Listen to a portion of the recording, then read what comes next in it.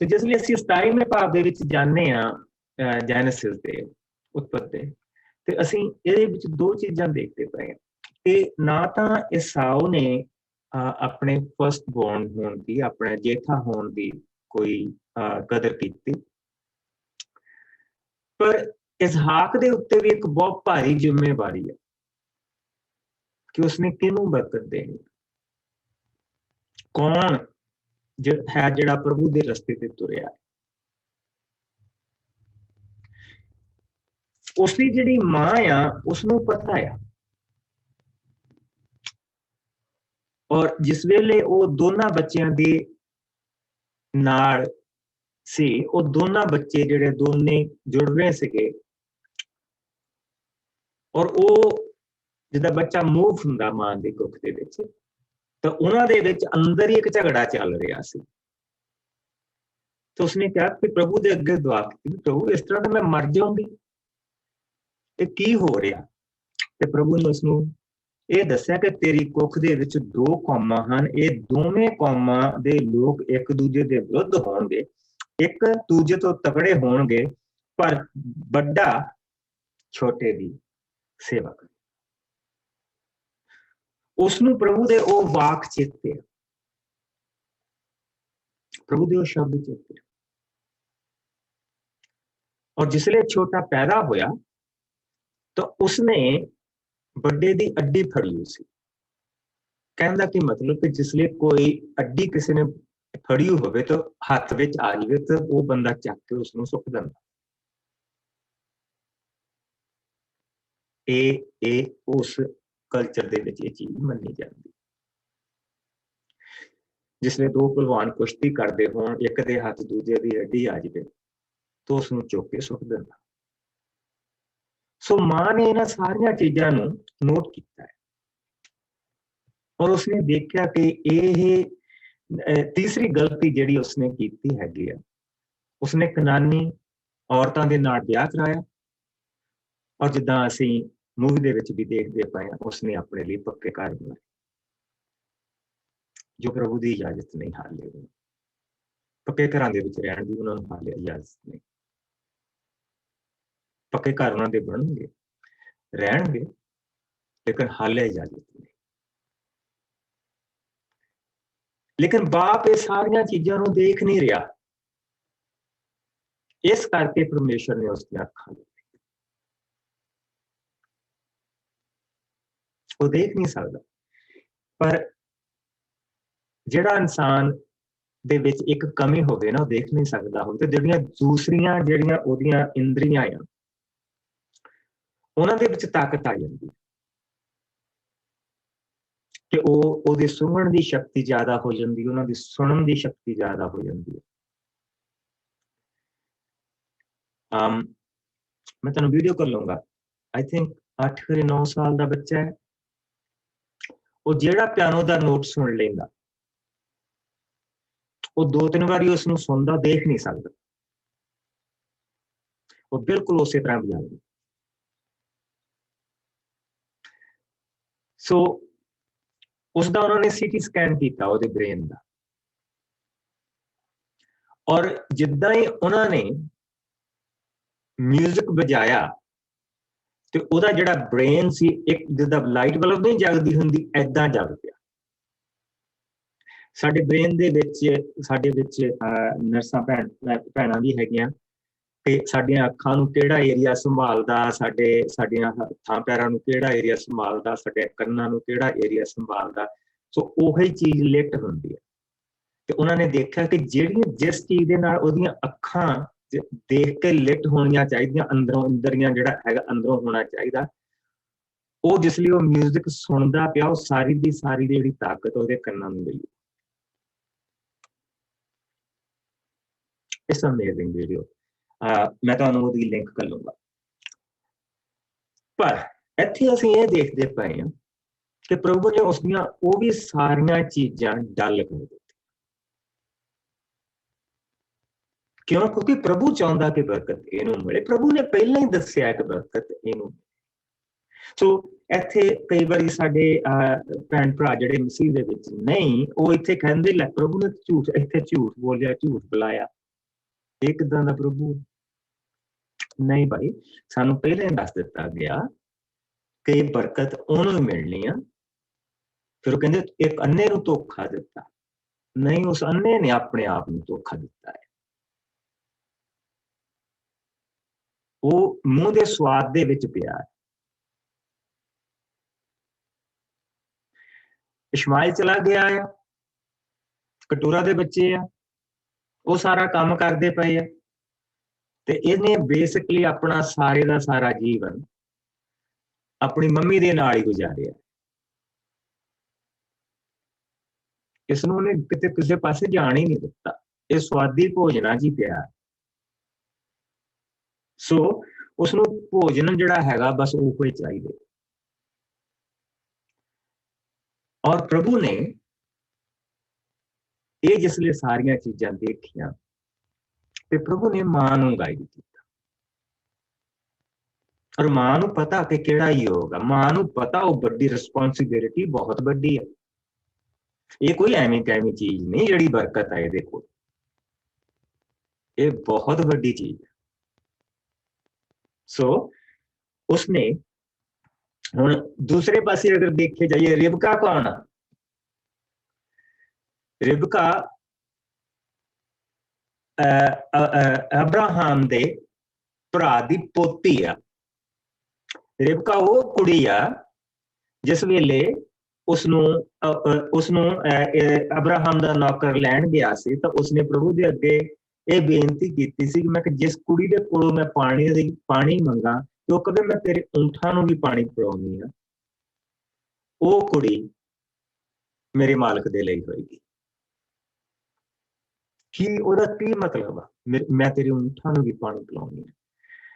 ऊंठां नूं पानी पिलाउण तो सारे डरदे हुंदे सी, क्योंकि ऊंट हफ्ते दे विच पानी पींदा एक बारी, और ਉਹਦੇ अंदर पानी रखण दे लई जगावां आ।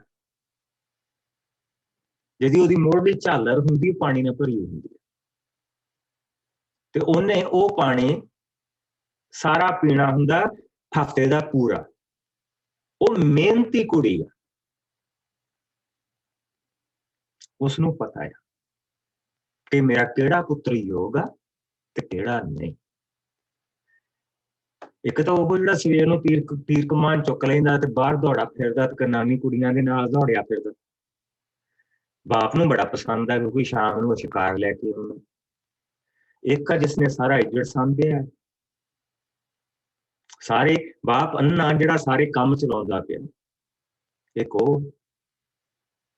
ਸੋ ਯੋਗ ਕੌਣ? इसहाक ने अपने आप ਨੂੰ ਧੋਖਾ ਦਿੱਤਾ। इसी तरह एसाऊ ने प्रभु की दिती हुई बरकत की निंदा की ते हुण असीं ये मंगदे पए हां कि उसनूं बरकत मिले। एसाऊ नूं बरकत फिर भी मिल जाए? नहीं, बिल्कुल नहीं। सो इस करके असीं प्रभु के वचन दे विच देखते पए हां कि प्रभु ने इत्थे जिहड़ा तरीका वरतिया आ बरकत दुआउण दा, ओही सही तरीका सी। वो बिल्कुल सही तरीका सी। सो हुण उसने बरकत देनी है। सो आओ इस बरकत दे वाल देखिए। हुण कोई जाना इसदी 21 आयत तो लैके 29 आयत तक पढ़े जिसमें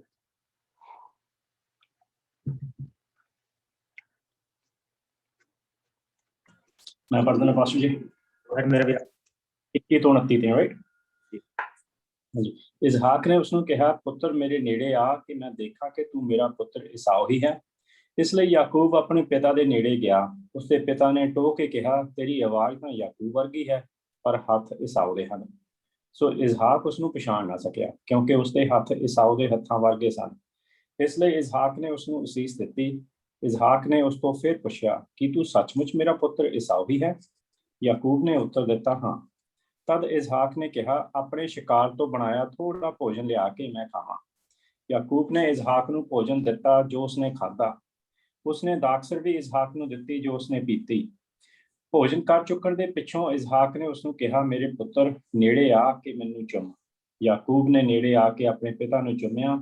ਉਸਦੇ ਪਿਤਾ ਨੂੰ ਉਸਦੇ ਕੱਪੜਿਆਂ ਵਿੱਚੋਂ ਸੁਗੰਧ ਆਈ ਅਤੇ ਉਸ ਨੇ ਇਹ ਕਹਿੰਦੇ ਹੋਏ ਯਾਕੂਬ ਨੂੰ ਅਸੀਸ ਦਿੱਤੀ, ਮੇਰੇ ਪੁੱਤਰ ਦੀ ਸੁਗੰਧ ਉਸ ਖੇਤ ਦੀ ਸੁਗੰਧ ਵਰਗੀ ਹੈ ਜਿਸ ਨੂੰ ਪ੍ਰਭੂ ਨੇ ਅਸੀਸ ਦਿੱਤੀ ਹੋਵੇ। ਪਰਮੇਸ਼ਵਰ ਤੇਰੇ ਖੇਤਾਂ ਤੇ ਸਵਰਗ ਤੋਂ ਮੀਂਹ ਵਰਾਵੇ, ਉਹ ਤੇਰੀ ਧਰਤੀ ਦੀ ਉਪਜ ਧਰਤੀ ਨੂੰ ਸ਼ਕਤੀ ਨੂੰ ਵਧਾਵੇ ਅਤੇ ਤੇਰੀ ਫਸਲ ਅਤੇ ਅੰਗੂਰੀ ਬਾਗਾਂ ਨੂੰ ਬਹੁਤਾਤ ਵਿੱਚ ਫਲਦਾਰ ਕਰੇ। ਲੋਕ ਤੇਰੀ ਸੇਵਕਾਈ ਕਰਨ, ਕੌਮਾਂ ਤੇਰੇ ਅੱਗੇ ਸਿਰ ਨੀਵਾਂ ਕਰਨ। ਤੇਰੇ ਆਪਣੇ ਭਰਾਵਾਂ ਤੇ ਵੀ ਤੇਰੀ ਪ੍ਰਭੁਤਾ ਹੋਵੇ ਅਤੇ ਤੇਰੀ ਮਾਂ ਦੀ ਸੰਤਾਨ ਵੀ ਤੇਰੇ ਸਾਹਮਣੇ ਸਿਰ ਨੀਵਾਂ ਕਰੇ। ਤੈਨੂੰ ਅਸੀਸ ਦੇਣ ਵਾਲੇ ਨੂੰ ਅਸੀਸ ਮਿਲੇ, ਪਰ ਸ਼ਰਾਪ ਦੇਣ ਵਾਲੇ ਨੂੰ ਸ਼ਰਾਪ ਮਿਲੇ। ਆਮੀਨ। ਇਹ ਚੀਜ਼ ਅਸੀਂ ਲਗਾਤਾਰ ਉਹ ਚੱਲਦੀ ਦੇਖਣੀ ਹੈ ਜੋ ਅਬਰਾਹਮ ਨੂੰ ਅਸੀਸ ਮਿਲੀ ਸੀਗੀ।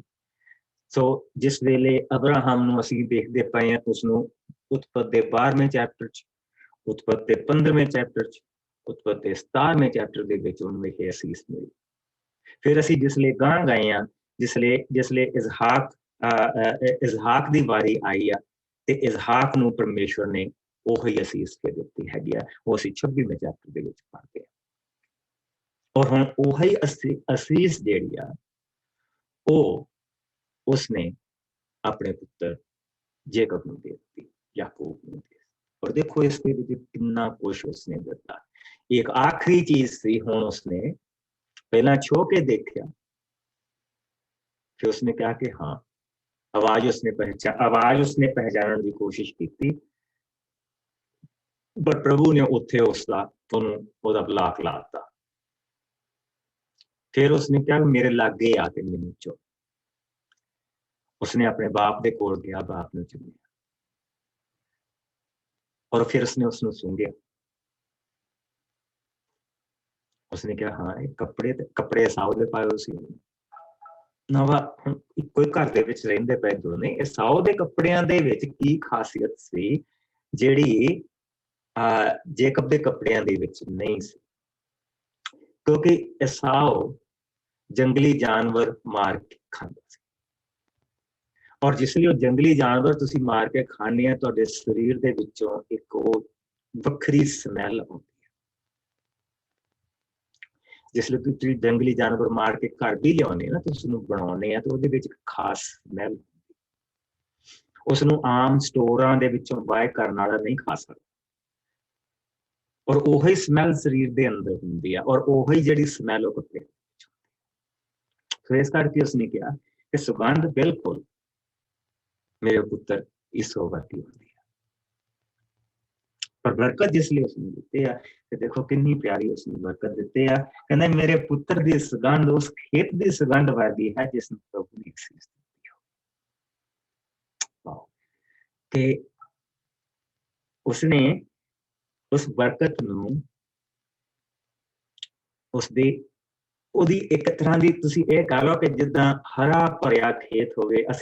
ਸਾਨੂੰ ਜ਼ਿਆਦਾ ਪਤਾ ਹੈਗਾ ਕਿ ਜਿਸ ਵੇਲੇ ਇੰਡੀਆ ਦੇ ਵਿੱਚ ਸਰੋਂ ਦੇ ਫੁੱਲ ਖਿੜਦੇ ਹੁੰਦੇ ਸੀ, ਜਿਹੜੇ ਅਸੀਂ ਲਾਗੇ ਦੀ ਲੰਘਦੇ ਹੁੰਦੇ ਸੀ, ਤੇ ਬੜੀ ਪਿਆਰੀ ਮਹਿਕ ਹੁੰਦੀ ਸੀ ਉਹਦੇ ਵਿੱਚੋਂ। ਠੀਕ, ਸੋ ਇਹ ਚੀਜ਼ ਉਹ ਕਹਿ ਰਿਹਾ ਕਿ ਮੇਰੇ ਪੁੱਤਰ ਦੀ ਸੁਗੰਧ ਉਸ ਖੇਤ ਦੇ ਵਰਗੀ ਹੈ ਜਿਸ ਨੂੰ ਪ੍ਰਭੂ ਨੇ ਅਸੀਸ ਦਿੱਤੀ ਹੋਵੇ। ਪਰਮੇਸ਼ਵਰ ਹੁਣ ਉਸਦੀ ਸ਼ੁਰੂ ਹੋਈ। ਪਰਮੇਸ਼ਵਰ ਤੇਰੇ ਖੇਤਾਂ ਤੇ ਸਵਰਗ ਤੋਂ ਮੀਂਹ ਵਰਾਵੇ, ਉਹ ਤੇਰੀ ਧਰਤੀ ਦੀ ਉਪਜ ਦੀ ਸ਼ਕਤੀ ਨੂੰ ਵਧਾਵੇ, ਤੇਰੀ ਫਸਲ ਅਤੇ ਅੰਗੂਰੀ ਬਾਗਾਂ ਨੂੰ ਬਹੁਤਾਤ ਦੇ ਵਿੱਚ ਫਲਦਾਰ ਕਰੇ। ਲੋਕ ਤੇਰੀ ਸੇਵਕਾਈ ਕਰਨ ਅਤੇ ਕੌਮਾਂ ਤੇਰੇ ਅੱਗੇ ਸਿਰ ਨੀਵਾਂ ਕਰਨ। ਤੇਰੇ ਆਪਣੇ ਭਰਾਵਾਂ ਤੇ ਵੀ ਤੇਰੀ ਪ੍ਰਭੁਤਾ ਹੋਵੇ ਅਤੇ ਤੇਰੀ ਮਾਂ ਦੀ ਸੰਤਾਨ ਵੀ ਤੇਰੇ ਸਾਹਮਣੇ ਸਿਰ ਨੀਵਾਂ ਕਰੇ। ਤੈਨੂੰ ਅਸੀਸ ਦੇਣ ਵਾਲੇ ਨੂੰ ਅਸੀਸ ਮਿਲੇ ਅਤੇ ਸ਼ਰਾਪ ਦੇਣ ਵਾਲੇ ਨੂੰ ਸ਼ਰਾਪ ਮਿਲੇ। ਸੋ ਉਸਨੇ ਜਿਹੜੀ ਆਪਣੀ ਬਰਕਤ ਸੀ ਉਹ ਇਸ ਵੇਲੇ ਆਪਣੇ ਪੁੱਤਰ ਨੂੰ ਦੇ ਦਿੱਤੀ। ਸੋ ਇਸ ਤੋਂ ਜ਼ਿਆਦਾ ਹੁਣ ਮੈਂ ਇਸਨੂੰ ਖੋਲੂੰਗਾ ਨਹੀਂ, ਕਿਉਂਕਿ ਹੁਣ ਅਸੀਂ ਇਹ ਦੋ ਅਸੀਸਾਂ ਦੇ ਵਿੱਚ ਬਾਰ-ਬਾਰ ਆਉਣਾ ਹੈ। ਜਿੱਦਾਂ ਅਸੀਂ ਪਹਿਲਾਂ ਜੋ ਅਸੀਸ ਤੇ ਸ਼ਰਾਪ ਨੋਹਾ ਨੇ ਦਿੱਤੇ ਸੀ, ਅਸੀਂ ਉਹਨਾਂ ਨੂੰ ਬਾਰ-ਬਾਰ ਦੇਖਦੇ ਪਏ ਸੀ। ਅਸੀਂ ਉਹਨਾਂ ਨੂੰ 3 ਕਬੀਲਿਆਂ ਦੇ ਵਿੱਚ ਦੇਖਦੇ ਪਏ ਸੀ, ਹਾਮ ਦੇ ਕਬੀਲੇ ਦੇ ਵਿੱਚ, ਯਾਫਤ ਦੇ ਕਬੀਲੇ ਵਿੱਚ ਤੇ ਸ਼ੈਮ ਦੇ ਕਬੀਲੇ ਦੇ ਵਿੱਚ।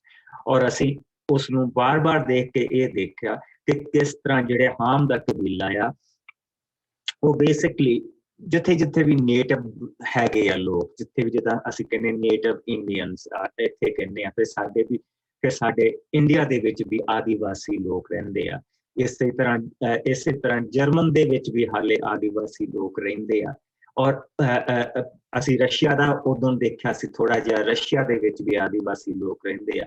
ਔਰ ਆਦੀਵਾਸੀ ਜਿਹੜੇ ਲੋਕ ਆ ਉਹ ਬੇਸਿਕਲੀ ਜਿਹੜੀ ਪੂਜਾ ਕਰਦੇ ਉਹ ਨੇਚਰ ਦੀ ਪੂਜਾ ਕਰਦੇ। ਉਹਨਾਂ ਦੀ ਜਿਹੜੀ ਪੂਜਾ ਆ ਉਹ ਧਰਤੀ ਦੀ ਆ, ਪਾਣੀ ਦੀ ਆ ਔਰ ਅਸਮਾਨ ਦੀ ਆ, ਔਰ ਉਸ ਦੇ ਨਾਲ ਉਹ ਵਾਯੂ ਦੀ ਪੂਜਾ ਕਰਦੇ ਆ। ਔਰ ਜਿਹੜੀ ਅਗਨੀ ਆ ਉਹ ਉਸ ਨੂੰ ਆਤਮਾ ਗਿਣਦੇ ਆ, ਔਰ ਜਿਹੜੀ ਅਗਨੀ ਆ ਉਹ ਸਾਰੀਆਂ ਚੀਜ਼ਾਂ ਨੂੰ ਇਕੱਠੀ ਕਰਦੀ, ਉਹਦੇ ਵਿੱਚ ਰੋਸ਼ਨੀ ਆ। ਔਰ ਕੱਲ ਅਸੀਂ ਜਿਸਲੇ ਪ੍ਰਭੂ ਦੇ ਵਚਨ ਦੇ ਵਿੱਚ ਜਿਸਲੇ ਜ਼ੋਰੋਆਸਟਰਿਜ਼ਮ ਦੇਖਿਆ ਸੀ, ਜਿੱਥੇ ਆ ਕੇ ਉਹ ਕਟੂਰਾ ਦੇ ਬੱਚੇ ਬਸੇ ਸੀਗੇ, ਜਿਸਲੇ ਅਸੀਂ ਉਹਨਾਂ ਲੋਕਾਂ ਨੂੰ ਦੇਖਿਆ ਤੇ ਉਹ ਵੀ ਜਿਹੜੇ ਲੋਕ ਆ, ਪਾਰਸੀ ਲੋਕ ਆ, ਇੰਡੀਆ ਤੱਕ ਅਸੀਂ ਨਕਸ਼ੇ ਦੇ ਵਿੱਚ ਦੇਖਿਆ ਸੀ ਕਿੱਦਾਂ ਉਹ ਇੰਡੀਆ ਤੱਕ ਫੈਲਿਓ ਆ। ਅੱਜ ਵੀ ਗੁਜਰਾਤ ਦੇ ਵਿੱਚ ਜਿਹੜੇ ਪਾਰਸੀ ਲੋਕ ਆ ਅੱਜ ਵੀ ਰਹਿੰਦੇ। ਸੋ ਤੁਸੀਂ ਉੱਥੇ ਲਿਖ ਸਕਦੇ ਆ ਪਾਰਸੀ, PARSI, ਪਾਰਸੀਜ਼ ਆਫ ਇੰਡੀਆ। ਜਿਸੇ ਤੁਸੀਂ ਉਹ ਪਾ ਕੇ ਦੇਖੋਗੇ ਤੁਹਾਨੂੰ ਗੁਜਰਾਤ ਦੇ ਵਿੱਚ ਜਿਹੜੇ ਪਾਰਸੀਆਂ ਦੇ ਇਲਾਕੇ ਮਿਲਣਗੇ। Very rich people, businessman. ਔਰ ਜਿਹੜਾ ਗੁਜਰਾਤ ਨੂੰ ਜਿਹੜਾ ਉਹਨਾਂ ਨੇ ਬਿਜ਼ਨਸ ਦਾ ਬਹੁਤ ਵੱਡਾ ਬਣਾਇਆ ਆ ਨਾ, ਕਿ ਜਿੱਦਾਂ ਹੁਣ ਸਾਡੇ ਪ੍ਰਧਾਨ ਮੰਤਰੀ ਹੁਣ ਕਹਿੰਦੇ ਕਿ ਮੈਂ ਬਹੁਤ ਵੱਡਾ ਬਿਜ਼ਨਸਮੈਨ, ਉਹ ਨਹੀਂ ਵੱਡਾ ਬਿਜ਼ਨਸਮੈਨ। ਜਿਹੜੇ ਟਾਟਾ, ਬਿਰਲਾ, ਜਿੰਨੇ ਵੀ ਉੱਥੇ ਇਹ ਗੁਜਰਾਤ ਤੋਂ ਬਿਜ਼ਨਸਮੈਨ ਵੱਡੇ ਆਉਂਦੇ ਹਨ, ਇਹ ਸਾਰੇ ਉਹ ਪਾਰਸੀ। ਸੋ ਉਹਨਾਂ ਬਾਰੇ ਵੀ ਜਿਸ ਲਈ ਅਸੀਂ ਵਾਪਸ ਜਦੋਂ ਜਾਵਾਂਗੇ ਡਾਨੀਅਲ ਦੀ ਪੁਸਤਕ ਦੇ ਵਿੱਚ ਜਾਵਾਂਗੇ ਤਾਂ ਉਹਨਾਂ ਨੂੰ ਵੀ ਉੱਥੇ ਜਾ ਕੇ ਦੁਬਾਰਾ ਦੇਖਾਂਗੇ।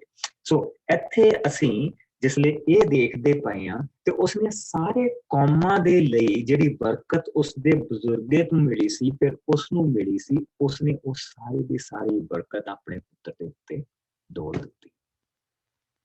ਇਹ ਕਰ ਰਿਹਾ ਸੀ। ਹੁਣ ਅੱਗੇ ਅਸੀਂ ਦੇਖਣਾ ਕਿ ਏਸਾਓ ਆਇਆ ਤੇ ਉਹ ਹੁਣ ਅਭਿਮਾਨੀ ਵੀ ਆ, ਔਰ ਤੁਸੀਂ ਇਹ ਕਹਿ ਲਓ ਕਿ ਉਸਨੂੰ ਪ੍ਰਭੂ ਦੇ ਰਸਤਿਆਂ ਦਾ ਕੋਈ ਚਾਅ ਵੀ ਨਹੀਂ ਹੈਗਾ। ਆਪਣੀਆਂ ਰਸਤਿਆਂ ਤੇ ਆਪ ਚੱਲਣਾ ਮੰਗਦਾ, ਆਪਣੀਆਂ ਸਾਰੀਆਂ ਜਿੰਨੇ ਵੀ ਉਸਦੇ ਡਿਸੀਜਨ ਆ ਉਹ ਆਪਣੇ ਮਨ ਦੇ ਅਨੁਸਾਰ ਕਰਦਾ ਪਿਆ। ਬੇਸਿਕਲੀ ਅਹਮ ਬ੍ਰਹਮਸਮੀ, ਮੈਂ ਹੀ ਪਰਮੇਸ਼ਵਰ, ਤੇ ਪ੍ਰਭੂ ਦੀਆਂ ਬਰਕਤਾਂ ਵੀ ਮੰਗਦਾ ਪਿਆ। ਏਸਾਓ ਦੇ ਵਰਗੇ ਬਹੁਤ ਸਾਰੇ ਲੋਕ ਆ ਜਿਹੜੇ ਸਾਡੀਆਂ ਚਰਚਾਂ ਦੇ ਵਿੱਚ ਵੀ ਸਾਡੇ ਭੈਣ ਭਰਾ ਹੈ। ਮੈਂ ਕੰਮ ਆਪਣੇ ਕਰਨੇ ਆ, ਆਪਣੇ ਤਰੀਕੇ ਦੇ ਨਾਲ ਸਾਰਾ ਕੁਝ ਕਰਨਾ, ਲੇਕਿਨ ਮੈਨੂੰ ਪ੍ਰਭੂ ਦੀ ਬਰਕਤ ਵੀ ਚਾਹੀਦੀ। It doesn't work that way. ਏਦਾਂ ਨਹੀਂ ਕਿ ਜਿਹੜੀ ਦਾਲ ਦੀ ਕੌਲੀ ਦੇ ਲਈ ਅਸੀਂ ਸਭ ਕੁਝ ਤਾਂ ਉੱਥੇ ਆਪਣਾ ਤਨ, ਮਨ ਔਰ ਆਤਮਾ ਨੂੰ ਦਾਅ ਤੇ ਲਾ ਦਈਏ ਤੇ ਫਿਰ ਪ੍ਰਭੂ ਇਹ ਪ੍ਰਭੂ ਤੋਂ ਮੰਗੀਏ ਕਿ ਜਿਹੜੀਆਂ ਚੀਜ਼ਾਂ ਸਾਡੀਆਂ ਅੱਖਾਂ ਨੇ ਦੇਖੀਆਂ ਨਹੀਂ, ਕੰਨਾਂ ਨੇ ਸੁਣੀਆਂ ਨਹੀਂ, ਔਰ ਉਹ ਚੀਜ਼ਾਂ ਹੁਣ ਤੂੰ ਸਾਨੂੰ ਉਹ ਵੀ ਨਾਲ ਦੇ। It doesn't work that way. ਹੁਣ ਆਓ ਦੇਖੀਏ ਇਸ ਦਾ ਕੀ ਹਾਲ ਹੁੰਦਾ। 30 ਆਇਤ ਤੋਂ ਲੈ ਕੇ ਕੋਈ ਜਾਣਾ ਇਸ ਨੂੰ 40 ਆਇਤ।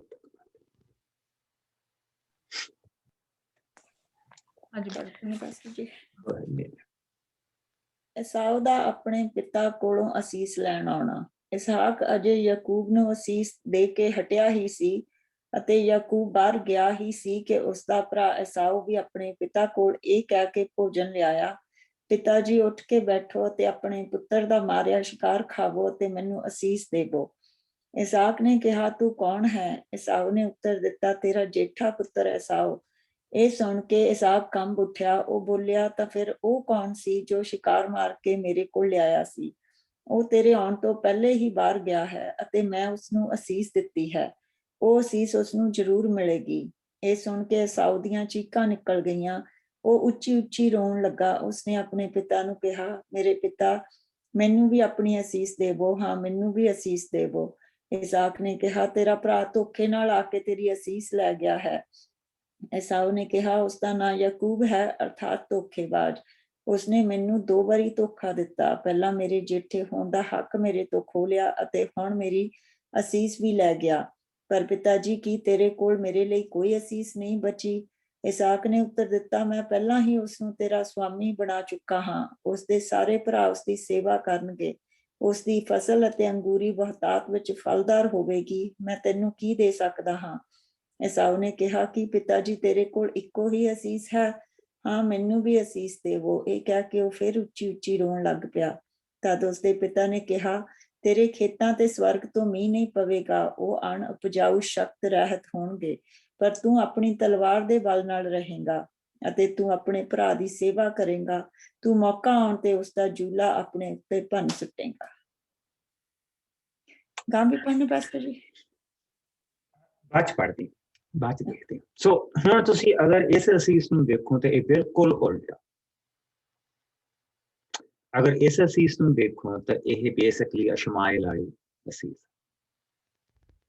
ਜਿਸ ਲਈ ਇਸ਼ਮਾਇਲ ਦੀ ਮਾਂ ਦੌੜੀ ਸੀਗੀ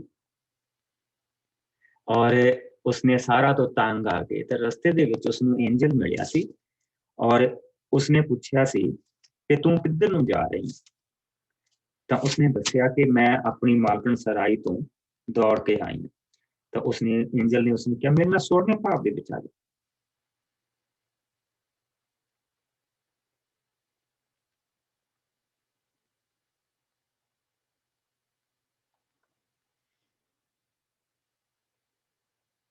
ਸੋ ਅਸੀਂ 16ਵੇਂ ਭਾਵ ਦੀ ਇੱਕ ਆਇਤ ਤੋਂ ਲੈ ਕੇ 14 ਆਇਤ ਤੱਕ ਦੇਖਾ। ਨਹੀਂ, ਇੱਥੇ ਨਹੀਂ। ਹਾਂ, ਇਹੋ ਹੀ ਹੈ, ਇੱਥੇ। ਇਸ਼ਮਾਇਲ ਦਾ ਜਨਮ। ਅਬਰਾਮ ਦੀ ਪਤਨੀ ਸਾਰਾਈ ਦੇ ਘਰ ਕੋਈ ਸੰਤਾਨ ਪੈਦਾ ਨਹੀਂ ਹੋਈ ਸੀ। ਉਸਦੇ ਕੋਲ ਇੱਕ ਮਿਸਰੀ ਦਾਸੀ ਸੀ ਜਿਸ ਦਾ ਨਾਂ ਹਾਜਰਾ ਸੀ। ਸਾਰਾਈ ਨੇ ਅਬਰਾਮ ਨੂੰ ਕਿਹਾ, ਪ੍ਰਭੂ ਨੇ ਤੈਨੂੰ ਸੰਤਾਨ ਨਹੀਂ ਦਿੱਤੀ। ਤੁਸੀਂ ਮੇਰੀ ਦਾਸੀ ਨਾਲ ਸੰਗ ਕਰੋ, ਸ਼ਾਇਦ ਪ੍ਰਭੂ ਉਸ ਦੇ ਦੁਆਰਾ ਮੈਨੂੰ ਸੰਤਾਨ ਦੇਵੇ। ਅਬਰਾਮ ਨੇ ਸਰਾਈ ਦੀ ਗੱਲ ਮੰਨ ਲਈ। ਤਦ ਸਰਾਈ ਨੇ ਆਪਣੀ ਦਾਸੀ ਹਾਜਰਾ ਨੂੰ ਆਪਣੇ ਪਤੀ ਨੂੰ ਉਸਦੀ ਪਤਨੀ ਹੋਣ ਲਈ ਦਿੱਤਾ।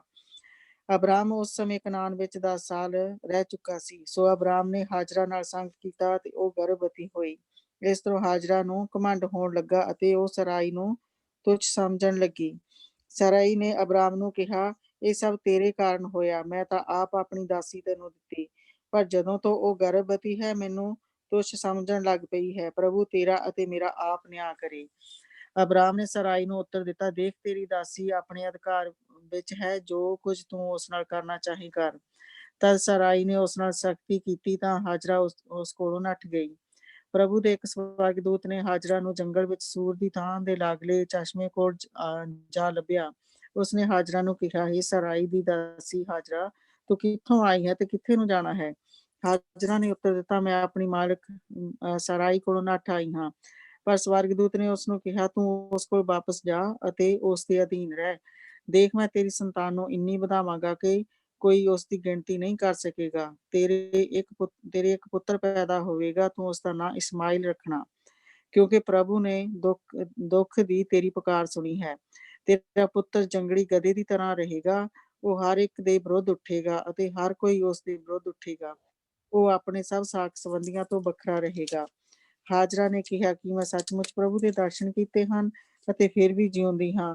ਉਸਨੇ ਅੱਗੇ ਕਿਹਾ, ਹੇ ਪ੍ਰਭੂ, ਤੂੰ ਦੇਖਣ ਵਾਲਾ ਪਰਮੇਸ਼ਰ ਹੈ। ਇਸ ਲਈ ਲੋਕ ਉਸ ਖੂਹ ਨੂੰ ਜੋ ਕਦੇਸ਼ ਅਤੇ ਬਰਦ ਦੇ ਵਿਚਕਾਰ ਹੈ, ਉਸ ਦਾ ਖੂਹ ਜੋ ਜਿਉਂਦਾ ਹੈ ਅਤੇ ਦੇਖਦਾ ਹੈ, ਕਹਿੰਦੇ ਹਨ। ਸੋ ਹਾਜਰਾ ਨੇ ਅਬਰਾਮ ਲਈ ਅੱਛਾ, ਠੀਕ ਹੈ। ਹੁਣ ਤੁਸੀਂ ਅਗਰ ਇਸ ਬਰਕਤ ਨੂੰ ਦੇਖੋ ਔਰ ਜਿਹੜੀ ਬਰਕਤ ਉਸਦੇ ਬਾਪ ਨੇ ਅਸਾਉ ਨੂੰ ਦਿੱਤੀ ਆ, ਉਸ ਬਰਕਤ ਨੂੰ ਦੇਖੋ ਤੇ ਇਹਨਾਂ ਦੇ ਵਿੱਚ ਦੇਖੋ ਕਿੰਨੀ ਸਿਮਿਲੈਰਿਟੀ ਹੈ ਦੋਨਾਂ ਬਰਕਤਾਂ ਦੇ ਵਿੱਚ। ਔਰ ਅੱਗੇ ਜਾ ਕੇ ਅਸੀਂ ਇਹ ਵੀ ਚੀਜ਼ ਦੇਖਣੀ ਆ ਕਿ ਕਿਸ ਤਰ੍ਹਾਂ ਇਹ ਜਿਹੜੀ ਬਰਕਤ ਉਸਨੂੰ ਮਿਲੀ ਆ, ਜਿਹੜੀ ਬਰਕਤ ਉਸਨੇ ਆਪਣੇ ਬੇਟੇ ਨੂੰ ਦਿੱਤੀ ਆ, ਉਹ ਕਿਸ ਤਰ੍ਹਾਂ ਪੂਰੀ ਹੁੰਦੀ ਆ। ਕਿਉਂਕਿ ਅੰਤ ਦੇ ਵਿੱਚ ਅਸੀਂ ਜਿਸ ਵੇਲੇ ਜਾਣਾ ਹੈਗਾ ਤੇ ਅਸੀਂ ਇਹ ਦੇਖਣਾ ਕਿ ਇਸ਼ਮਾਇਲ ਨੇ ਦੂਸਰੇ ਨੇ ਇਸਾਓ ਨੇ ਆਪਣੇ ਮਾਂ-ਬਾਪ ਨੂੰ ਖੁਸ਼ ਕਰਨ ਦੇ ਲਈ ਇਸ਼ਮਾਇਲ ਦੇ ਕੁਣਵੇ ਦੇ ਵਿੱਚ ਉਸਨੇ ਵਿਆਹ ਕਰਾਉਣਾ। ਸੋ ਉਹਨਾਂ ਨੂੰ ਇਹ ਦੱਸਣ ਦੀ ਕੋਸ਼ਿਸ਼ ਕਰਨੀ ਕਿ ਮੈਂ ਦੇਖੋ ਤੁਸੀਂ ਇਹ ਮੰਗਦੇ ਸੀਗੇ, ਸੋ ਮੈਂ ਉਹ ਕੀਤਾ। ਲੇਕਿਨ ਉਸਨੂੰ ਇਹ ਨਹੀਂ ਪਤਾ ਕਿ ਉਹ ਦੋ ਬਰਕਤਾਂ ਨੂੰ ਜੋੜਦਾ ਪਿਆ, ਜਿਹੜੀ ਇਸ਼ਮਾਇਲ ਨੂੰ ਮਿਲੀ ਉਸ ਬਰਕਤ ਨੂੰ ਔਰ ਇਸ ਬਰਕਤ ਨੂੰ ਜੋੜਦਾ ਪਿਆ। ਉਹ ਅਸੀਂ ਅੱਗੇ ਜਾ ਕੇ ਖੋਲ ਕੇ ਦੇਖਾਂਗੇ ਜਿਸ ਲਈ ਉਹ ਜਗ੍ਹਾ ਆਏਗੀ। ਲੇਕਿਨ ਇੱਥੇ ਤੁਸੀਂ ਇਹ ਦੇਖੋ ਕਿ ਉਸਨੇ ਕਿਹਾ ਕਿ ਤਦ ਉਸਦੇ ਪਿਤਾ ਨੇ ਕਿਹਾ ਤੇਰੇ ਖੇਤਾਂ ਤੇ ਸਵਰਗ ਤੋਂ ਮੀਂਹ ਨਹੀਂ ਪਏਗਾ। ਉਹ ਅਣਉਪਜਾਊ ਤੇ ਸ਼ਕਤੀ ਰਹਿਤ ਹੋਣਗੇ। ਤੂੰ ਆਪਣੀ ਤਲਵਾਰ ਦੇ ਬਲ ਦੇ ਨਾਲ ਰਹੇਂਗਾ, ਤੂੰ ਆਪਣੇ ਭਰਾ ਦੀ ਸੇਵਾ ਕਰੇਗਾ, ਤੂੰ ਮੌਕਾ ਆਉਣ ਤੇ ਉਹ ਜੂਆ ਆਪਣੇ ਉੱਤੋਂ ਭੰਨ ਸੁੱਟੇਗਾ। ਔਰ ਉਹ ਅਸੀਂ ਅੱਗੇ ਜਾ ਕੇ ਦੇਖਣਾ ਕਿ ਇਹ ਸਭ ਚੀਜ਼ਾਂ ਸੱਚੀਆਂ ਹੋਈਆਂ। ਪਰ ਲੇਕਿਨ ਅਸੀਂ ਇਹ ਦੇਖਦੇ ਪਏ ਹਾਂ ਕਿ ਪ੍ਰਭੂ ਦੀ ਬਰਕਤ ਜਿਹੜੀ ਆ ਉਹ ਐਵੇਂ ਇੰਨੀ ਤੁਰੀ ਫਿਰਦੀ ਚੀਜ਼ ਵੀ ਨਹੀਂ ਹੈਗੀ। ਪ੍ਰਭੂ ਦੀ ਬਰਕਤ ਦੇ ਲਈ ਬੜੀ ਹਿਊਮਿਲਿਟੀ ਚਾਹੀਦੀ ਹੈ, ਨਮਰਤਾ ਚਾਹੀਦੀ ਹੈ ਸਾਨੂੰ। ਔਰ ਸਾਨੂੰ ਸਾਡਾ ਪ੍ਰਭੂ ਦਾ ਉਸ ਦੇ ਲਈ ਸਾਨੂੰ ਉਹ ਅਣਦੇਖੀਆਂ ਚੀਜ਼ਾਂ ਔਰ ਉਸਦੇ ਪ੍ਰੋਮਿਸਿਸ ਦੇ ਉੱਤੇ ਜਿਹੜਾ ਵਿਸ਼ਵਾਸ ਕਰਨਾ ਹੈ। ਅੱਖਾਂ ਦੇ ਧੋਖੇ ਤੇ ਨਹੀਂ ਵਿਸ਼ਵਾਸ ਕਰਨਾ। ਅੱਖਾਂ ਹਮੇਸ਼ਾ ਇਨਸਾਨ ਨੂੰ ਧੋਖਾ ਦਿੰਦੀਆਂ, ਪਰ ਜਿਹੜੀਆਂ ਆਤਮਾ ਦੀਆਂ ਅੱਖਾਂ ਉਹ ਕਦੇ ਨਹੀਂ ਦਿੰਦੀਆਂ। ਜਿਹੜਾ ਪ੍ਰਭੂ ਦਾ ਦਿੱਤਾ ਹੋਇਆ ਮਨ ਹੁੰਦਾ ਨਾ ਅੰਦਰ, ਉਹ ਕਦੇ ਨਹੀਂ ਦਿੰਦਾ। ਔਰ ਜਿਸ ਵੇਲੇ ਪ੍ਰਭੂ ਦਾ ਆਤਮਾ ਔਰ ਉਸਦੇ ਦਿੱਤੇ ਹੋਏ ਮਨ ਦੇ ਨਾਲ ਅਸੀਂ ਸੋਚਦੇ ਹਾਂ ਤੇ ਫਿਰ ਅਸੀਂ ਪ੍ਰਭੂ ਦੀਆਂ ਉਹ ਬਰਕਤਾਂ ਵਿੱਚ ਜਿਉਂਦੇ ਹਾਂ ਔਰ ਫਿਰ ਅਸੀਂ ਪ੍ਰਭੂ ਦੀਆਂ ਉਹ ਬਰਕਤਾਂ ਪੂਰੀਆਂ ਹੁੰਦੀਆਂ ਦੇਖਦੇ ਹਾਂ ਸਾਡੀ ਜ਼ਿੰਦਗੀ ਦੇ ਵਿੱਚ ਔਰ ਸਾਡਿਆਂ ਦੀ ਜ਼ਿੰਦਗੀ। ਸਿਰਫ ਸਾਡੀ ਜ਼ਿੰਦਗੀ ਦੇ ਵਿੱਚ ਨਹੀਂ, ਸਾਡਿਆਂ ਦੀ ਜ਼ਿੰਦਗੀ ਦੇ ਵਿੱਚ ਅਸੀਂ ਆਪਣੇ ਪਰਿਵਾਰ 'ਚ ਦੇਖਦੇ ਹਾਂ, ਅਸੀਂ ਅੱਗੇ ਆਉਣ ਵਾਲੀਆਂ ਜਿਣਸਾਂ 'ਚ ਉਹ ਚੀਜ਼ਾਂ ਦੇਖਦੇ। ਠੀਕ, ਸੋ ਆਓ ਅਸੀਂ ਇਸ ਨੂੰ 41 ਤੋਂ ਲੈ ਕੇ ਅਖੀਰ ਟਾਈਮ ਇਸ ਨੂੰ ਪੜ੍ਹ ਦਿੰਦੇ ਹਾਂ, ਜਿਸ ਨੂੰ ਪੜ੍ਹਦੇ ਹਾਂ। ਆਪਣੇ ਪਿਤਾ ਦੀ ਅਸੀਸ ਦੇ ਕਾਰਨ ਜੋ ਉਸਨੇ ਯਾਕੂਬ ਨੂੰ ਦਿੱਤੀ ਸੀ, ਅਸਾਉ ਦੇ ਮਨ ਵਿੱਚ ਯਾਕੂਬ ਲਈ ਘਿਰਣਾ ਪੈਦਾ ਹੋ ਗਈ ਸੀ। ਉਸਨੇ ਆਪਣੇ ਆਪ ਨੂੰ ਕਿਹਾ, ਮੇਰਾ ਪਿਤਾ ਮਰਨ ਹੀ ਵਾਲਾ ਹੈ, ਮੈਂ ਉਸਦੀ ਮੌਤ ਦੇ ਪਿੱਛੋਂ ਯਾਕੂਬ ਨੂੰ ਹੀ ਖਤਮ ਕਰ ਦੇਵਾਂਗਾ। ਏਸਾਉ ਦੀ ਯੋਜਨਾ ਬਾਰੇ ਉਸਦੀ ਮਾਂ ਰਿਬਕਾ ਨੂੰ ਪਤਾ ਲੱਗ ਗਿਆ ਤਾਂ ਉਸਨੇ ਆਪਣੇ ਛੋਟੇ ਪੁੱਤਰ ਨੂੰ ਸੱਦ ਕੇ ਕਿਹਾ, ਤੇਰੇ ਭਰਾ ਏਸਾਉ ਨੇ ਤੈਨੂੰ ਮਾਰਨ ਦੀ ਵਿਉਂਤ ਬਣਾਈ ਹੈ। ਇਸ ਲਈ ਮੇਰੇ ਪੁੱਤਰ, ਤੂੰ ਮੇਰੀ ਗੱਲ ਮੰਨ ਅਤੇ ਮੇਰੇ ਭਰਾ ਲਾਬਾਨ ਕੋਲ ਹਰਾਨ ਨੂੰ ਚਲਾ ਜਾ। ਉੱਥੇ ਤੂੰ ਆਪਣੇ ਭਰਾ ਦਾ ਗੁੱਸਾ ਠੰਡਾ ਹੋਣ ਤੱਕ ਠਹਿਰ। ਫਿਰ ਜਦੋਂ ਤੇਰੇ ਭਰਾ ਦਾ ਗੁੱਸਾ ਜਾਂਦਾ ਰਹੇਗਾ ਅਤੇ ਉਹ ਉਸਦੇ ਨਾਲ ਤੇਰੇ ਕੀਤੇ ਨੂੰ ਭੁੱਲ ਜਾਵੇਗਾ ਤਾਂ ਮੈਂ ਤੈਨੂੰ ਕਿਸੇ ਦੇ ਦੁਆਰਾ ਆਪਣੇ ਕੋਲ ਬੁਲਾ ਲਵਾਂਗੀ। ਮੈਂ ਆਪਣੇ ਦੋਹਾਂ ਪੁੱਤਰਾਂ ਨੂੰ ਇੱਕ ਹੀ ਦਿਨ ਗੁਆਉਣਾ ਨਹੀਂ ਚਾਹੁੰਦੀ ਹਾਂ। ਇਸਾਕ ਦਾ ਯਾਕੂਬ ਨੂੰ ਲਾਬਾਨ ਕੋਲ ਘੱਲਣਾ। ਰਿਬਕਾ ਨੇ ਯਾਕੂਬ ਨੂੰ ਕਿਹਾ, ਮੈਂ ਏਸਾਉ ਦੇ ਹਿੱਤੀ ਕੁੜੀਆਂ ਨਾਲ ਵਿਆਹ ਕਰਨ ਤੋਂ ਪਹਿਲਾਂ ਹੀ ਦੁਖੀ ਹਾਂ। ਜੇਕਰ ਯਾਕੂਬ ਨੇ ਵੀ ਇੱਥੇ ਕਿਸੇ ਹਿੱਤੀ ਨਾਲ ਵਿਆਹ ਕਰ ਲਿਆ ਤਾਂ ਮੈਂ ਜਿਉਂਦੀ ਨਹੀਂ ਬਚਾਂਗੀ। ਠੀਕ, ਸੋ ਅਸੀਂ ਇੱਥੇ ਹੁਣ ਕੀ ਦੇਖਦੇ ਪਏ ਹਾਂ? ਮਾਂ ਨੇ ਦੇਖ ਲਿਆ ਕਿ ਜਿਹੜਾ ਵੱਡਾ ਮੁੰਡਾ ਆ ਉਸਨੇ ਉਹ ਹੁਣ ਗੁੱਸੇ ਦੇ ਨਾਲ ਭਰਿਆ ਹੈ ਕਿ ਇਹ ਮੇਰੀ ਬਰਕਤ ਲੈ ਗਿਆ ਔਰ ਜਿਹੜੀ ਬਰਕਤ ਮੈਨੂੰ ਮਿਲੀ ਆ ਬੇਸਿਕਲੀ ਮੈਨੂੰ ਸਰਾਪ ਮਿਲਿਆ ਕਿ ਤੂੰ ਆਪਣੀ ਤਲਵਾਰ ਦੇ ਜ਼ੋਰ ਤੇ ਰਹੇਂਗਾ। ਉਹ ਬੇਸਿਕਲੀ ਇਸ਼ਮਾਇਲ ਨੂੰ ਕਿਹਾ ਤੂੰ ਗਧੇ ਦੀ ਤਰ੍ਹਾਂ ਇਹ ਆਪਣਾ ਜੀਵਨ ਗੁਜ਼ਾਰੇਗਾ। ਔਰ ਅਸੀਂ ਬਾਅਦ ਦੇ ਵਿੱਚ ਉਹ ਸਾਰੀਆਂ ਚੀਜ਼ਾਂ ਜਿੰਨੀਆਂ ਵੀ ਬਰਕਤਾਂ ਇਸ ਨੂੰ ਗਾਂ ਜਾ ਕੇ ਦੇਖਾਂਗੇ ਸਹੀ। ਔਰ ਇਸ ਕਰਕੇ ਅਸੀਂ ਜਿਹੜੇ ਬਾਪ ਆ ਮਾਂ ਆ ਬੜੀ ਸੋਚ ਸਮਝ ਕੇ ਜਿਹੜੇ ਬੱਚਿਆਂ ਨੂੰ ਬੋਲਦੇ ਆ, ਬੜੀ ਸੋਚ ਸਮਝ ਕੇ ਬੋਲਦੇ, ਬਹੁਤ ਸੋਚ ਸਮਝ ਕੇ ਬੋਲਦੇ। ਬੜੀ ਤਾਕਤ ਹੁੰਦੀ ਸ਼ਬਦਾਂ ਦੇ ਵਿੱਚ। ਯਾਦ ਰੱਖੋ, ਸ਼ਬਦ ਦੇ ਧਾਰੀ ਹੋਇਆ ਸਾਡੇ ਵਿੱਚ ਬੜੀ ਤਾਕਤ ਹੁੰਦੀ। ਸੋ ਇਸ ਕਰਕੇ ਉਸ ਨੂੰ ਕਹਿ ਰਹੀ ਆ ਕਿ ਤੂੰ ਹੁਣ ਇੱਥੋਂ ਚਲਾ ਜਾ, ਔਰ ਉਸਦਾ ਪਲਾਨ ਵੀ ਹੈ ਇਸ ਦੇ ਵਿੱਚ। ਉਹ ਇਹ ਕਹਿ ਰਹੀ ਕਿ ਤੂੰ ਮੇਰੇ ਮਾਪਿਆਂ ਦੇ ਕੋਲ ਚਲ ਜਾ ਔਰ ਆਪਣੇ ਮਾਮੇ ਲਬਾਨ ਦੇ ਨਾਲ ਰਹਿ, ਔਰ ਉਹਦੀ ਕੁੜੀ ਦੇ ਨਾਲ ਤੂੰ ਵਿਆਹ ਕਰ। ਬੇਸਿਕਲੀ ਮੇਰੀ ਭਾਣਜੀ ਦੇ ਨਾਲ, ਤੂੰ ਉਹਦੀਆਂ ਕੁੜੀਆਂ ਆ ਜਿਹੜੀਆਂ ਯੋਗ ਆ, ਸੋ ਮੇਰੀ ਭਾਣਜੀ ਦੇ ਨਾਲ ਤੂੰ ਜਾ ਕੇ ਵਿਆਹ ਕਰਾ। ਉਹ ਇਸ ਤਰ੍ਹਾਂ ਜਿਹੜੀ ਪ੍ਰਭੂ ਦੀ ਲਾਈਨ ਆ, ਉਹ ਵੀ ਪ੍ਰਭੂ ਨੂੰ ਮੰਨਣ ਵਾਲੇ ਆ, ਮੈਂ ਵੀ ਪ੍ਰਭੂ ਨੂੰ, ਅਸੀਂ ਵੀ ਪ੍ਰਭੂ ਨੂੰ ਮੰਨਣ ਵਾਲੇ ਆ। ਔਰ ਫਿਰ ਜਿਹੜੀ ਲਾਈਨ ਆ ਉਹ ਪ੍ਰਭੂ ਦੇ ਰਸਤਿਆਂ ਦੇ ਉੱਤੇ ਚੱਲੇ। ਇਹ ਉਸਨੂੰ ਕਹਿ ਰਹੀ ਆ। ਪਰ ਕੱਲ ਹੁਣ ਜਿਲੇ ਅਸੀਂ ਅੱਗੇ ਦੇਖਾਂਗੇ, ਹੁਣ ਅਸੀਂ ਦੋ ਚੀਜ਼ਾਂ ਨਾਲ ਹੁੰਦੀਆਂ ਦੇਖਣੀਆਂ। ਅਸੀਂ ਇੱਧਰੋਂ ਏਸਾਓ ਦਾ ਖਾਨਦਾਨ ਵੱਧਦਾ ਦੇਖਣਾ, ਉਧਰ ਯਾਕੂਬ ਦਾ ਖਾਨਦਾਨ ਵੱਧਦਾ ਦੇਖਣਾ। ਅਸੀਂ ਨਾਲ ਦੋ ਖਾਨਦਾਨਾਂ ਨੂੰ ਦੇਖਣਾ। ਸੋ ਅਸੀਂ ਜੈਨੇਸਿਸ ਦੇ ਦੋ ਹਿੱਸਿਆਂ ਤੋਂ ਪੜ੍ਹਨਾ ਸ਼ੁਰੂ ਕਰਨਾ ਇਕੱਠਿਆਂ। ਅਸੀਂ ਕਿਉਂਕਿ ਉਹਦਾ ਜਿਹੜੀ ਬਹੁਤਾ ਜਿਹੜਾ ਏਸਾਓ ਦੇ ਬਾਰੇ ਆ ਉਹ ਅਖੀਰਲੇ 34, 35, 36, 37 ਚੈਪਟਰ ਉਹਨਾਂ ਵਿੱਚ ਜ਼ਿਆਦਾ ਆਉਂਦਾ। ਸੋ ਅਸੀਂ ਉਹ ਚੈਪਟਰ ਨਾਲ ਪੜ੍ਹਨੇ ਸ਼ੁਰੂ ਕਰਨੇ ਕਿ ਉਧਰ ਏਸਾਓ ਦੇ ਨਾਲ ਕੀ ਹੋ ਰਿਹਾ, ਉਧਰ ਯਾਕੂਬ ਦੇ ਨਾਲ ਕੀ ਹੋ ਰਿਹਾ, ਔਰ ਇੱਧਰ ਏਸਾਓ ਦੇ ਨਾਲ ਕੀ ਹੋ ਰਿਹਾ। ਸੋ ਅਸੀਂ ਇਹਨਾਂ ਨੂੰ ਇਕੱਠਿਆਂ ਨੂੰ ਦੇਖਣਾ ਕਿ ਉਹ ਵੀ ਇੱਕ ਕੌਮ ਬਣਦਾ ਜਾ ਰਿਹਾ ਤੇ ਉਹ ਵੀ ਇੱਕ ਕੌਮ ਬਣਦਾ ਜਾ ਰਿਹਾ। ਔਰ ਪ੍ਰਭੂ ਕਿਸ ਤਰ੍ਹਾਂ ਜੋ ਇਹਨਾਂ ਸ਼ਬਦਾਂ ਦੇ ਵਿੱਚ ਦੀ ਨਿਕਲਿਆ, ਜੋ ਉਸਨੇ ਉਸਦੀ ਮਾਂ ਨੂੰ ਕਿਹਾ, ਕਿੱਦਾਂ ਪ੍ਰਭੂ ਦੇ ਵਚਨ ਸੱਚੇ ਆ, ਕਿੱਦਾਂ ਪ੍ਰਭੂ ਦੇ ਵਚਨ ਸੱਚੇ ਆ। ਇਸ ਕਰਕੇ ਪ੍ਰਭੂ ਦੇ ਵਚਨ ਦੇ ਵਿੱਚੋਂ ਜਿਹੜੇ ਸਾਨੂੰ ਵਾਅਦੇ ਮਿਲੇ ਹੋਗਾ, ਇਹ ਮੇਰਾ ਮੇਨ ਪਰਪਸ, ਇਹ ਮੇਰਾ ਮੇਨ ਪਰਪਸ। ਇਸੇ ਅੱਜ ਦੇ ਸਮੇਂ ਦੇ ਵਿੱਚ ਹਰ ਕੋਈ ਪ੍ਰੋਫਿਟ ਬਣਿਆ ਹੈ, ਕੋਈ ਕੁਛ ਬਣਿਆ, ਕੋਈ ਕੁਛ ਬਣਿਆ। ਲਿਸਨ, ਪ੍ਰਭੂ ਦਾ ਵਚਨ ਉਸਨੇ ਸਾਨੂੰ ਇੰਨੇ ਸਿੰਪਲ ਤੌਰ ਤੇ ਦਿੱਤਾ ਕਿ ਜਿਸ ਲਈ ਅਸੀਂ ਪ੍ਰਭੂ ਦੇ ਵਚਨ ਦੇ ਵਿੱਚ ਰਹਿ ਕੇ, ਵਚਨ ਦੀ ਨਜ਼ਦੀਕੀ ਦੇ ਵਿੱਚ ਰਹਿ ਕੇ ਜਿਹੜੇ ਅਸੀਂ ਵੱਧਦੇ ਹਾਂ, ਤੇ ਸਾਨੂੰ ਉਹਨਾਂ ਚੀਜ਼ਾਂ ਦੀ ਬਹੁਤੀ ਲੋੜ ਨਹੀਂ ਪੈਂਦੀ। ਉਸ ਤੋਂ ਬਾਅਦ ਹੁੰਦੀ ਸਿਰਫ ਆਗਿਆਕਾਰੀ। ਦੱਸਿਆ, ਆਗਿਆਕਾਰੀ। ਜਿਸ ਲਈ ਅਸੀਂ ਆਗਿਆਕਾਰੀ ਦੇ ਵਿੱਚ ਵੱਧਦੇ ਹਾਂ ਤੇ ਫਿਰ ਅਸੀਂ ਬਾਕੀ ਚੀਜ਼ਾਂ ਦੇ ਵਿੱਚ ਵੱਧਦੇ ਹਾਂ। ਸਿੰਪਲ ਹੈ ਪ੍ਰਭੂ, ਬਹੁਤ ਸਿੰਪਲ ਹੈ। ਅਸੀਂ ਉਸ ਨੂੰ ਬਹੁਤ ਕੰਪਲਿਕੇਟਡ ਕੀਤਾ ਹੈ। That's the main problem. ਆਓ ਦੁਆ ਕਰੀਏ। ਕੱਲ ਨੂੰ ਅਸੀਂ ਹੁਣ ਇਸ ਹਿੱਸੇ ਨੂੰ ਅੱਗੇ ਵੱਧਦਾ ਦੇਖਾਂਗੇ, ਔਰ ਯਾਕੂਬ ਤੋਂ ਹੁਣ ਅਸੀਂ ਇੱਕ ਕੌਮ ਬਣਦੀ ਦੇਖਾਂਗੇ, ਔਰ ਫਿਰ ਉਸ ਕੌਮ ਨੂੰ ਅਸੀਂ ਬਹੁਤ ਸਾਰੀਆਂ ਹੋਰ ਬਰਕਤਾਂ ਦੇਖਾਂਗੇ। ਔਰ ਉੱਥੋਂ ਪਤਾ ਲੱਗਦਾ ਪ੍ਰਭੂ ਕਿੱਦਾਂ ਚੱਲਦਾ ਪਿਆ, ਸਾਡੇ ਨਾਲ ਕਿੱਦਾਂ ਚੱਲਦਾ ਪਿਆ, ਕਿੱਦਾਂ ਸਾਡੇ ਬੱਚਿਆਂ ਦੇ ਨਾਲ ਚੱਲੇਗਾ, ਔਰ ਕਿੱਦਾਂ ਸਾਨੂੰ ਲੈ ਕੇ ਚੱਲਦਾ ਪਿਆ, ਏਦਾਂ ਹੀ ਸਾਡੇ ਬੱਚਿਆਂ ਨੂੰ ਨਾਲ ਲੈ ਕੇ ਚੱਲੇਗਾ। He is amazing God. He is amazing God. Let us pray.